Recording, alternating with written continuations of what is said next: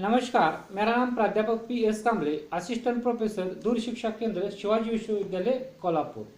आज हम बीए भाग 3 स्पेशल हिंदी के प्रयोजनमूलक इस प्रश्न पत्र में से राजभाषा हिंदी इस टॉपिक पर चर्चा करेंगे। भारत की स्वाधीनता से पहले हिंदी भाषा के लिए राजभाषा शब्द का प्रयोग नहीं मिलता है। सबसे पहले सन 1949 में संविधान सभा ने नेशनल लैंग्वेज के समांतर स्टेट लैंग्वेज शब्द का प्रयोग किया। इनका उद्देश्य यह था कि राष्ट्रभाषा नेशनल लैंग्वेज और राजभाषा स्टेट लैंग्वेज में अंतर रहे। इसमें दोनों के स्वरूप को विभाजित करने वाली विभाजन रेखा को आसानी से समझा जा सके। संविधान सभा की कार्रवाई के हिंदी प्रारूप में स्टेट लैंग्वेज का हिंदी अनुवाद राजभाषा किया गया। जो संविधान के अनुसार स्टेट लैंग्वेज का हिंदी अनुवाद जो है वो राजभाषा है। इस प्रकार पहली बार ये शब्द प्रयोग में आया। बाद में संविधान का प्रारूप तैयार करते समय स्टेट लैंग्वेज के स्थान पर कार्यालयीय भाषा ऑफिशियल लैंग्वेज शब्द का प्रयोग अधिक उपयुक्त समझा गया। और पहले संविधान में स्टेट लैंग्वेज यानी राजभाषा थी, और जब संविधान तैयार करते करते स्टेट लैंग्वेज के स्थान पर कार्यालयीय भाषा यानी कि ऑफिशियल लैंग्वेज शब्द अधिक उपयुक्त समझा गया और कार्यालयीय भाषा का हिंदी अनुवाद राजभाषा किया गया। कार्यालयीय भाषा का ही हिंदी अनुवाद राजभाषा किया गया। संक्षेप में कहेंगे कि संविधान द्वारा सरकारी कामकाज, प्रशासन, संसद, विधानमंडल तथा न्यायिक कार्यकलाप के लिए स्वीकृत भाषा को राजभाषा कहा जाता है। और एक बार ये परिभाषा बताता हूं। संविधान द्वारा सरकारी कामकाज, प्रशासन, संसद और विधानमंडलों तथा न्यायिक कार्यकलाप के लिए स्वीकृत भाषा को राजभाषा कहा जाता है। इस भाषा की सहायता से समूचे राष्ट्र में संपर्क, आदान प्रदान, विचार विमर्श, संचार संवाद, अखिल भारतीय स्तर पर पत्राचार किया जा सकता है, यानी कि राजभाषा के माध्यम से। व्यावहारिक स्तर पर आज संयोगवश हिंदी राष्ट्रभाषा होने के साथ साथ राजभाषा के रूप में भी मान्य है।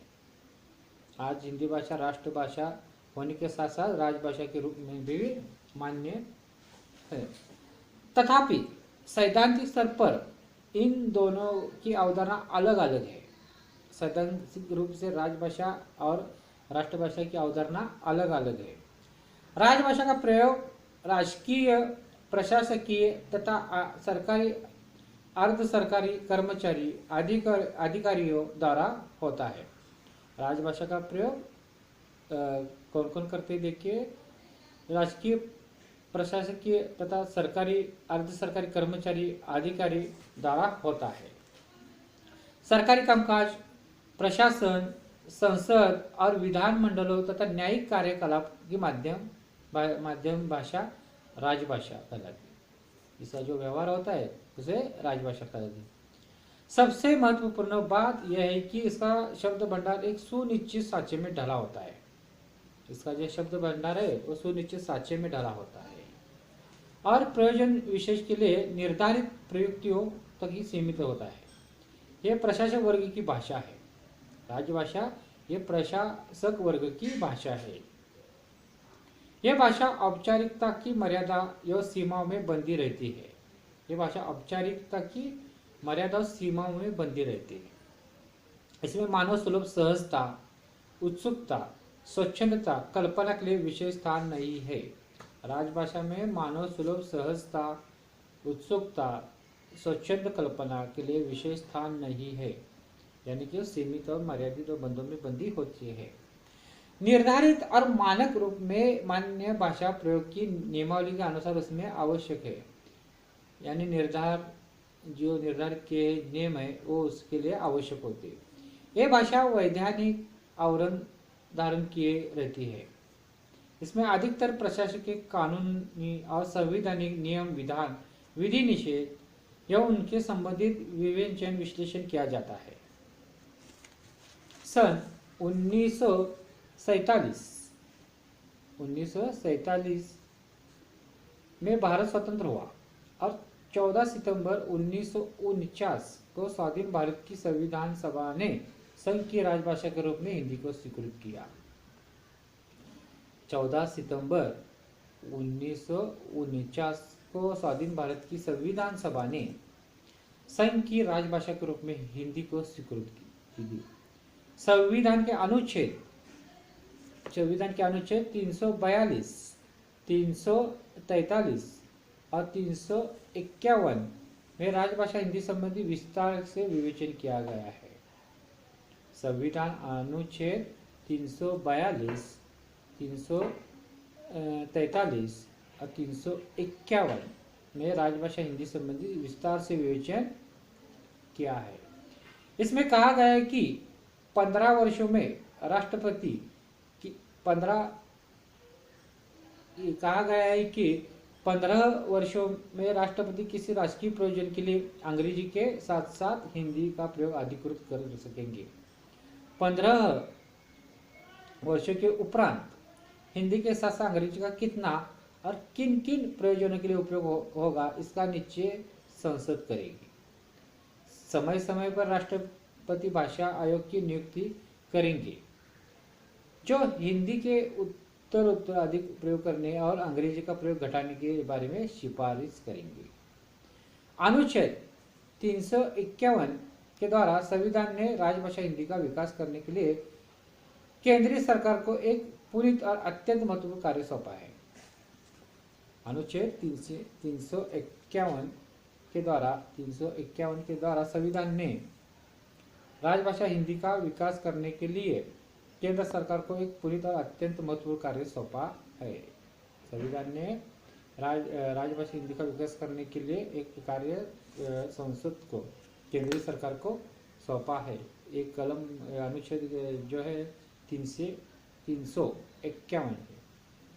कहा गया है कि हिंदी भाषा की प्रसार वृद्धि करना, उसका विकास करना, ताकि वह भारत की सामाजिक संस्कृति के सब तत्वों की अभिव्यक्ति का माध्यम हो सके तथा उसकी प्रवृत्ति में हस्तक्षेप किए बिना हिंदुस्तानी एवं अष्टम सूची में उल्लेखित अन्य भारतीय भाषा के रूप, शैली, पदावली को ग्रहण करते हुए तथा जहाँ आवश्यक या वांछनीय हो वहाँ उसके शब्द भंडार के लिए मुख्य संस्कृत से तथा गौणता अष्टम अनुसूची में उल्लेखित भाषाओं के शब्द को उसकी समृद्धि सुनिश्चित करना संघ का कर्तव्य है। यानी जो अन्य भारतीय भाषा है उसका विकास करते करते, हिंदी का विकास करते उसका भी विकास किया जाए, और जो भी शब्द भंडार आवश्यक है, जो अन्य शब्द चाहिए, वो उस भाषा से अष्टम अनुसूची के द्वारा हिंदी ले सकती है। अन्य भाषा का भी विकास हो, उसके साथ साथ हिंदी का भी विकास राजभाषा के रूप में, राष्ट्रभाषा के में हो, ये उसमें कहा गया है।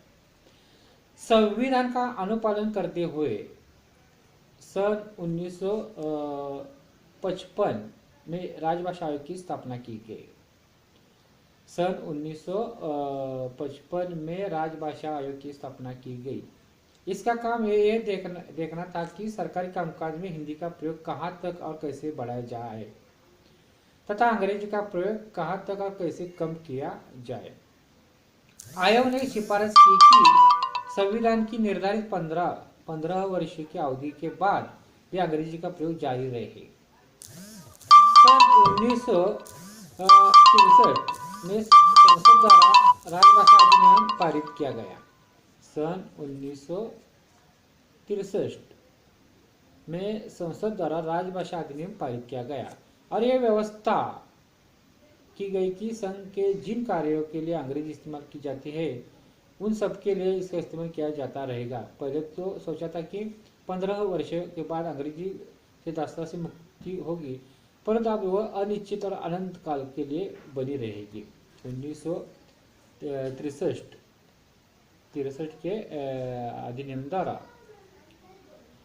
15 वर्ष के बाद अंग्रेजी दास्ता से मुक्त होगी, परंतु अनिश्चित काल के लिए ये रहेगी। सन 1967 में संशोधित अधिनियम के अनुसार अंग्रेजी के समर्थकों को आश्वासन दिया गया कि जब तक भारत का एक राज्य भी चाहेगा कि अंग्रेजी बनी रहे, तब तक वो सारे देश की सहायक राजभाषा बनी रहेगी। यानी कि 1963 और 1967 के अधिनियम से ये कहा गया है कि अंग्रेजी अब बनी रहेगी जब तक एक राज्य भी नहीं चाहेगा, जब एक राज्य भी चाहेगा तब तक बनी रहेगी अंग्रेजी। राजभाषा विभाग के अधिनियमों के अनुसार हिंदी के प्रयोग के लिए 3 स्तर निश्चित किए गए हैं। राजभाषा विभाग के अधिनियमों के अनुसार हिंदी के लिए प्रयोग के लिए 3 स्तर है। कौन कौन से देखिए, उत्तर प्रदेश, मध्य प्रदेश, राजस्थान, हरियाणा, हिमाचल प्रदेश और दिल्ली को क क्षेत्र कहा गया है। कौन कौन से राज्य देखिए, उत्तर प्रदेश है, मध्य प्रदेश है, राजस्थान है, हरियाणा है, हिमाचल प्रदेश है और दिल्ली है। ये क प्रदेश है, ये हिंदी भाषी प्रदेश है। इन प्रदेशों में स्थित किसी कार्यालय या व्यक्ति को भेजे जाने वाले पत्र हिंदी में होंगे। पंजाब, गुजरात, महाराष्ट्र, चंडीगढ़ और अंडमान निकोबार एक ख वर्गीय है। हम जो मराठी के वो ख वर्ग में आते हैं। पंजाब, गुजरात, महाराष्ट्र, चंडीगढ़, अंडमान निकोबार ख वर्ग के आते हैं।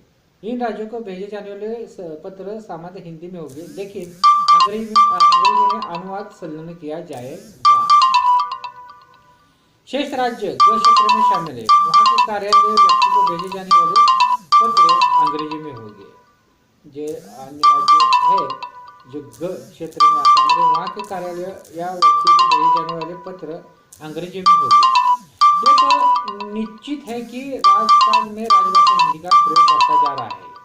आज राजकाज में हिंदी का प्रयोग बढ़ता जा रहा है, पर धीरे धीरे और मंद गति से अंग्रेजी का प्रयोग इससे कई गुना अधिक बढ़ रहा है। परंतु आज राजभाषा का प्रयोग बढ़ता जा रहा है, परंतु धीरे धीरे अंग्रेजी का प्रयोग बढ़ता जा रहा है। जब से 1963 और 1967 के अधिनियम बने हैं, तब से प्रशासक विश्वस्त हो गए कि अंग्रेजी सहायक राजभाषा रूप में युग युग तक बनी रहेगी और हिंदी 100% राजभाषा बने बगैर उपेक्षित रहेगी। इस तरह राजभाषा हिंदी की स्थिति के बारे में हमने इस वीडियो में आज चर्चा की। तो इसके साथ धन्यवाद दोस्तों।